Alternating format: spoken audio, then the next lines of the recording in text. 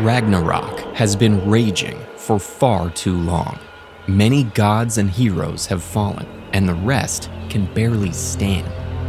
Loki, his bright eyes dimmed by exhaustion, asks to meet. He proposes that you and he settle the conflict with a game atop a sacred table engraved with your names. It has the following rules. One player will carve any number of crosses into the table. Then play begins. Each turn, the active player must carve a line connecting two open ends without touching itself or another line. Then he must carve a short segment across that new line and pass the knife to the other player. Only crosses and end-of-turn segments are in play. Whoever makes the last valid move wins and will rule the new world. Loki will let you carve however many crosses you want into the table. Then he'll choose whether he goes first or second. You're certain the trickster is up to something. So how can you beat him?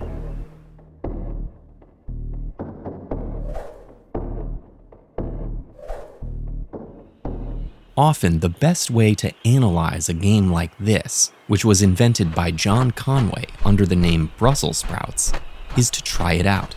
Let's start with the simplest case, a single cross.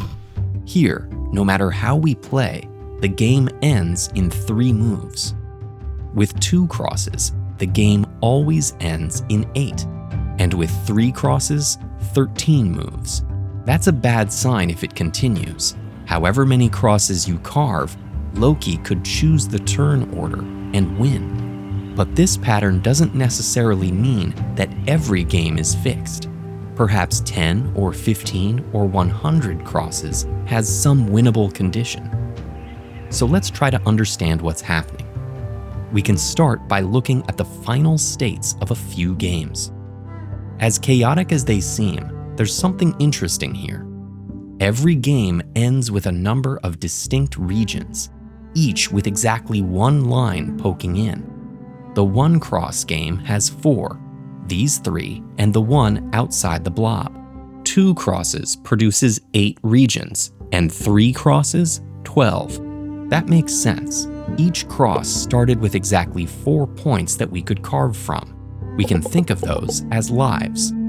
Each turn removes 2 ends, then adds 2 more. But when one is stuck by itself in an enclosure, it's unusable and we lose a life. By the end of the game, all but one of those lives has been claimed by an enclosed shape, with the last poking out into the great blank beyond. And when do we make an enclosed shape? Almost always. In this game, we closed one off there and there and there. Sometimes they immediately claim a life, but sometimes it happens later to 2 at once, like when we divide a region in half. But even that move added 1 more region than we previously had. We turned 1 into 2.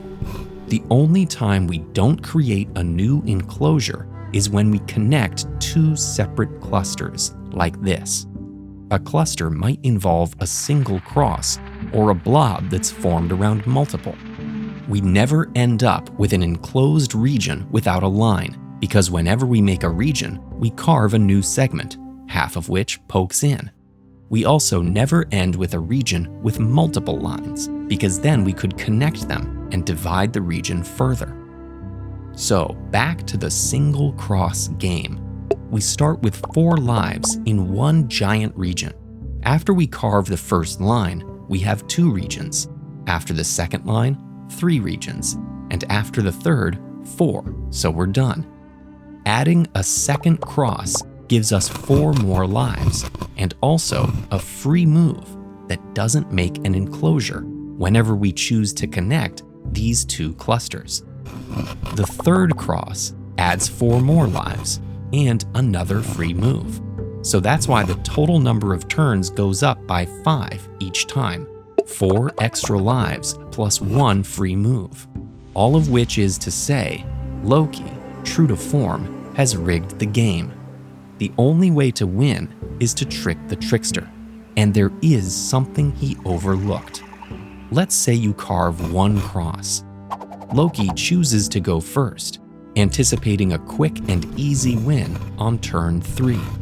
So when, on your first move, you carve a line all the way to the last letter in your name, his triumphant sneer passes through shock, dismay, and rage. But rules are rules, and a cross is a cross. Now that your brain has been warmed up, why not try your hand at a TED game? Tumble Words is a Rubik's Cube meets Boggle challenge that will let you get lost in a puzzle of words. Think you can beat it? Download now and play, exclusively through Netflix Games.